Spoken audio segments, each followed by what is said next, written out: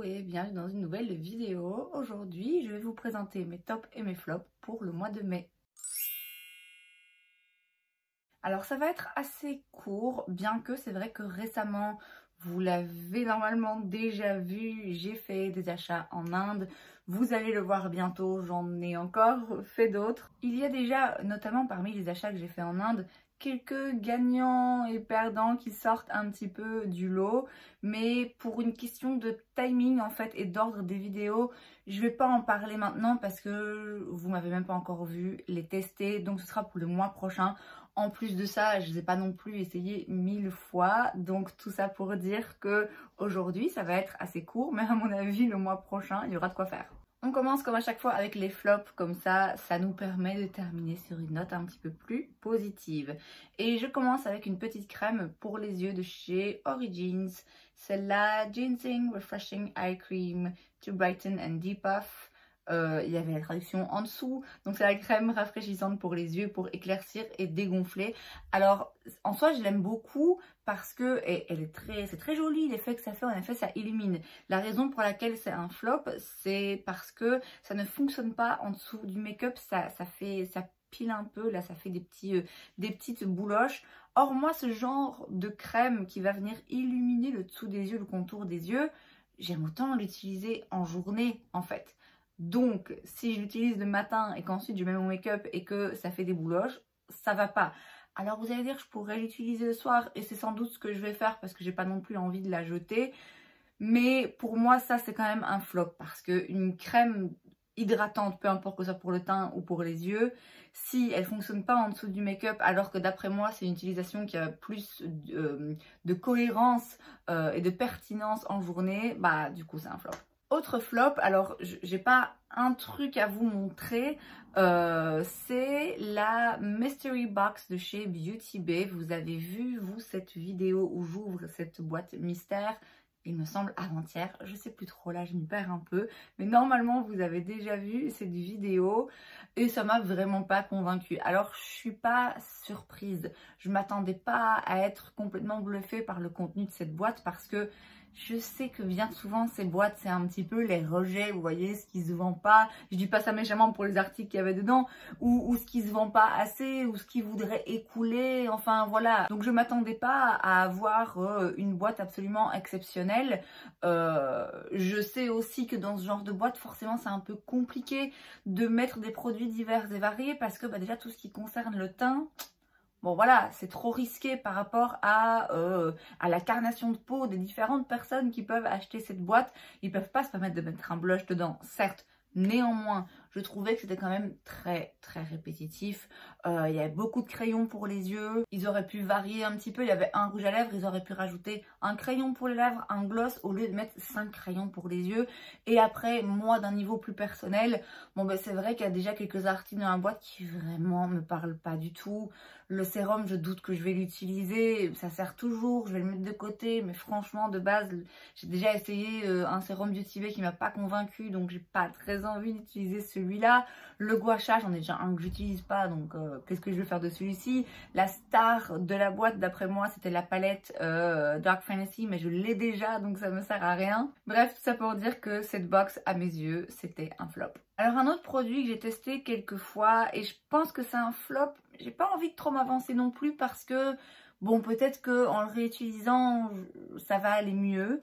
Mais l'eyeliner liquide de chez Beauty Bay, donc c'est donc le liquid eyeliner dans la teinte Domino.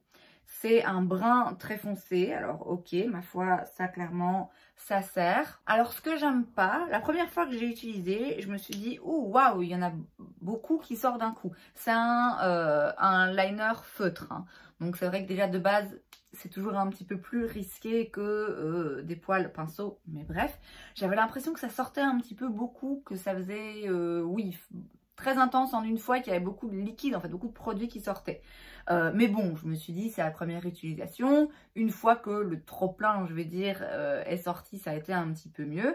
Et puis, je l'ai utilisé à un autre moment, dans un autre look. Et là, j'ai voulu faire un liner beaucoup plus intense. Et donc, du coup, bah, j'ai dû remplir pas mal, puisque moi, mon liner, je dois le faire en escalier, hein, mes paupières tombantes.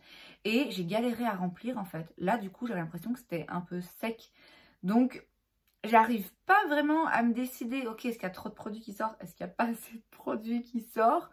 Quoi qu'il en soit, je suis pas convaincue, donc c'est pas encore totalement un flop, mais je suis pas convaincue quand même, et franchement, j'ai pas l'impression que ce soit un eyeliner qui soit particulièrement mieux qu'un autre, et bon, clairement, c'est pas celui-là que je vais utiliser quand je vais être sûre de pas rater mon coup en tout cas. Alors avant d'arriver dans les tops, il y a un produit où vraiment je sais pas.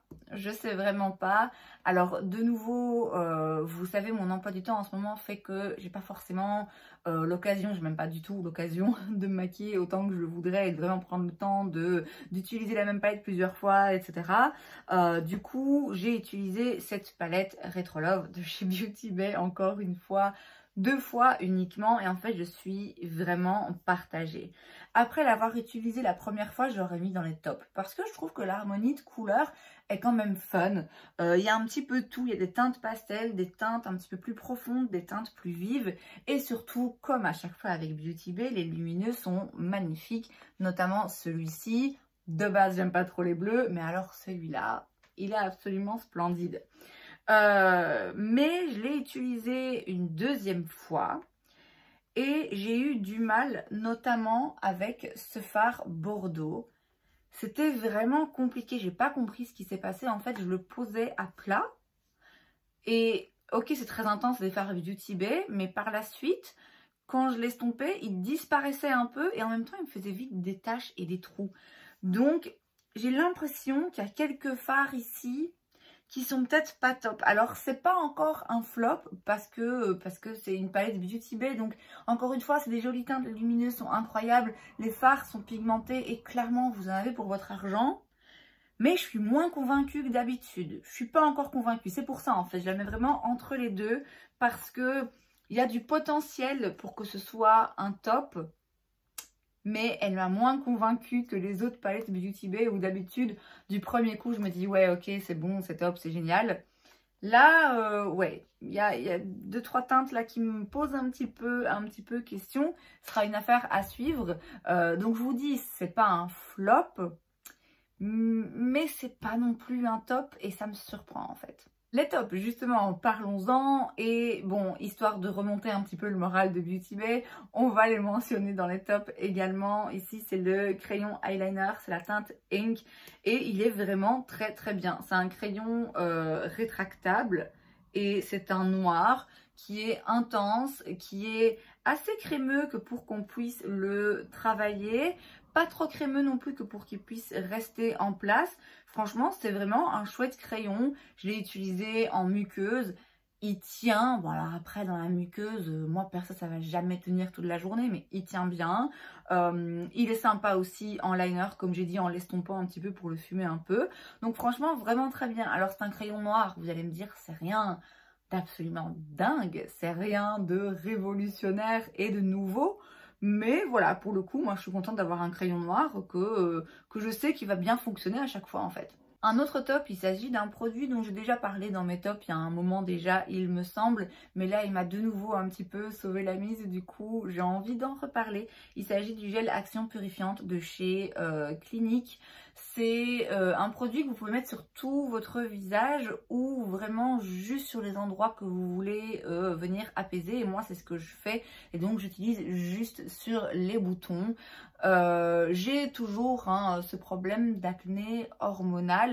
Ça va, ça vient. À un moment donné, ça s'était un peu calmé. Et donc, c'est vrai que je ne l'utilisais plus. Ici, récemment, j'ai eu de nouveau l'un ou l'autre bouton un petit peu plus enflammé en fait. Et vraiment, du coup, qui fait mal, qui ressort un petit peu plus. Et du coup, j'ai recommencé à appliquer ça dessus et tout de suite, tout de suite je vois la différence. Dès le lendemain matin, je vois que le bouton a dégonflé, j'ai plus mal, c'est moins rouge, c'est moins, on voit que c'est moins enflammé quoi. Voilà, donc vraiment ça fonctionne très bien. Comme j'ai dit, hein, je l'avais plus utilisé depuis un moment parce que j'avais plus de trop gros boutons qui me dérangeaient et en plus parce que c'est vrai que j'y pense pas forcément, mais là j'y ai repensé parce que j'en ai eu de nouveau besoin et je suis bien contente de l'avoir, raison pour laquelle j'en parle aujourd'hui. Et enfin, le dernier top, c'est pour la palette Ambiance de chez Sigma. Alors, c'est plus pour les fards Sigma de manière générale parce que c'est la première fois que je testais leur formulation et j'ai vraiment pas été déçue. Je peux pas dire que cette palette soit un top parce que, oh mon dieu, je l'aime tellement et je vais pouvoir faire plein de looks avec et je l'ai utilisé 1000 fois. Non, je veux dire, en soi, c'est une très jolie palette, il y a des très jolies teintes. Moi, c'est des tons que j'aime bien et qui me vont bien. Mais bon, je ne peux pas prétendre que ce soit une palette absolument incroyable, ok? Ce que je trouve incroyable, c'est la formulation. Et donc c'est pour ça que je le mets en top, parce que ça faisait un moment que je voulais tester une palette Sigma, mais que j'arrivais pas à me lancer. Et pour le coup, je suis pas déçue, je suis vraiment bien contente d'en avoir enfin testé une. Leurs pinceaux sont absolument incroyables et franchement leur fard à paupières aussi, les mats j'ai vraiment beaucoup aimé. Les métalliques, il y en a certains dans cette palette qui sont plus intéressants que d'autres, mais les mats ils travaillent juste vraiment très bien. C'est des fards que j'ai beaucoup appréciés et donc j'espère bien pouvoir me reprendre d'autres palettes Sigma, mais bon, une chose à la fois. Celle-ci en tout cas, ça me permet aujourd'hui de placer les fards Sigma dans les tops au même titre que leurs pinceaux. Et c'est donc tout pour cette vidéo, j'espère que ça vous a plu. Si c'est le cas, n'hésitez pas à laisser un like. Vous pouvez aussi vous abonner à ma chaîne parce que c'est gratuit, donc pourquoi pas. Et moi, je vous vois la prochaine fois. Bye.